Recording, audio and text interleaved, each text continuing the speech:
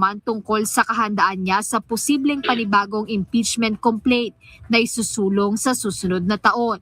Tugon ni Vice President Duterte, nakakapagod na siya para sa taong bayan.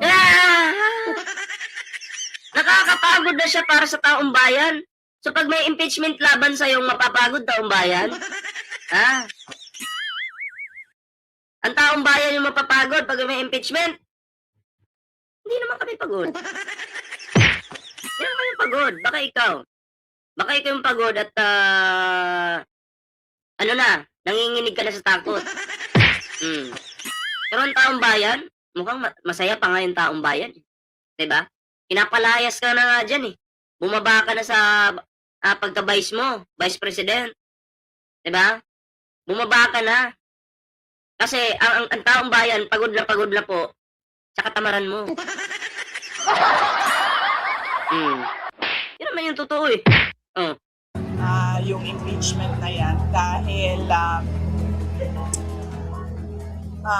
nakikita naman natin na wala talagang ebidensya yung kanilang mga reklamo. Walang ebidensya. Bribery.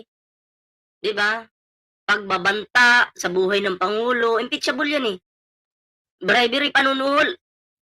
May ebidensya naman. May umamin. Mangmang ka talaga. Ano walang ebidensya? Dami-daming ebidensya. Maling paggamit ng confidential funds. Hindi pa ba ebidensya yun? Sara, Inday Lustay! Lustay! Oh! Ginigigil mo ako Tigilan nyo nga ako. Totally for threats and harassment. Jedner. Sino ba yung nagte-threat? Sino ba yung nangaharas? Pinaliktad mo na naman! Sana may laruan akong kamukha ni Sara Duterte dito, no? Babatok-batukan ko eh. Diba? Sino ba yung nagbabanta? Sino ba yung nangaharas? Napakinggan nyo binaliktad niya po yung Pangulo. Ebidensya yung kanilang mga reklamo. Totally for threats and harassment. Threats and harassment, nagawain mo. Huwag mong ipapasa naman sa administrasyon. Ano kayo natira ni Sara? Anong kinain mo? Anong nakain mo? Tigil mo ako. Huwag naman ganun.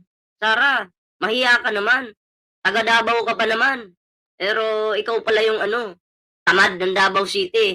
At pinakabobong Vice President na naging Vice President. Sa dinami-daming naging Vice President, ikaw yung pinakabobo talaga. Grabe. Kayo, anong reaksyon nyo dito mga pre? Jedner. Comment down below para naman mabasa natin yung inyong mga komento. Ayan hindi ko na itutuloy ito. Next topic na po tayo. Nanggigigil ako Diba? Pero syempre, bago po tayo magtuloy-tuloy sa ating reaction ngayon, ayan, kung bago ka pa lang dito sa ating YouTube channel, huwag kalimutan mag-like, share, and subscribe para naman po maging updated kayo sa lahat ng mga uploads natin. Syempre may Bengador dyan. I-share nyo yung video ng Bengador. Mag-like na kayo, mag-subscribe. Syempre, kikita nyo to. Ito naman po yung sa atin. Facebook at TikTok. Ayan. Diyan po tayo magkita-kita. Ayan. So next topic po tayo. Nakakasuka yung pagmumukha ni Sara Duterte. Pati yung kanyang kasinungalingan. Yung kanyang kasinungalingan, grabe talaga, sobra-sobra talaga, no? Ang sarap, ang sarap magwala. Diba? Next topic po tayo. Sino ba yung susunod natin dito? Eto na! Eto na mga pre. Eto yung sinasabi ko sa inyo Si Harry Roque, plastic talaga yan. Diba? Pinaplastic lang talaga yan si Sara Duterte. Saan ba yun? Ayan. Pinaplastic lang po talaga yan ni Harry Roque. Etong si Sara Duterte. Kasi alam niyo ba bakit? Pakikinggan po natin ngayon ang balitang ito. Ayan. Kasi si Harry Roque po ay walang tiwala dito kay Sara Duterte. At alam ni Harry Roque na hindi naman talaga mananalo yan si Sara sa 2028 election. Diba? hindi mananalo. Ito. Play po natin ang video ito. Dahil sa totoo lang po, yung sinasabi na marami na si Inday Sara ang susunod na presidente na sa 2028, sa akin po, malabong mangyari yan. Huwag po tayong magkamali na isipin na palibasa popular at palibasa sa surveys, si Inday Sara ang namumuno sa eleksyon. Kung gagawin ngayon yan, dahil sa totoo lang po, malabong mangyari yan. Dahil sa totoo lang. Narinig yun po yun, no, pre? Malabo po daw mangyari na itong si Sara Duterte ay mananalo po sa 2028 election. Diba? Malabo. Wala na. Unang-una, alam ni Harry Roque na bobo yung kanyang vice president. Bobo. Diba? Bobo. Alam ni Harry Roque yan.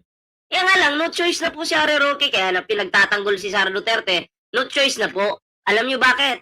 Wala pong tatanggap na kay Harry Roque. Sa pula, hindi siya tanggap. Sa dilaw, hindi siya tanggap. Sa pink, hindi siya tanggap. Sa mga Duterte, 50-50 pa. Yung iba, sinusuka na siya. Saan pa ba lulugar yan? Diba? So, rinig nyo naman, diba? Mga dides, hindi naman kayo bingi, diba? Hindi kayo bingi. Narinig nyo yung sinabi ni Harry Roque. Isa-isahin natin yung kanyang sinasabi. Pero syempre, bago tayo magtuloy-tuloy, ayan, kung bago pa lang dito sa ating YouTube channel, ayan, sa Vengador, sa Ballpoint Man, ayan kalimbangin nyo na po yan, mag-like na po kayo dyan. Ayan. Okay? So, sino ba itong walang, may mga, lahat po ba? Lahat po ba dito, mga sulit to, or baka mamaya may DDS, ha? May mga nagpapanggap minsan pero mas maganda sana may DDS dito para makita nila to. Diba? Kasi ang video ko na ito ay sampal sa inyo to. Para talaga to sa inyo, diba?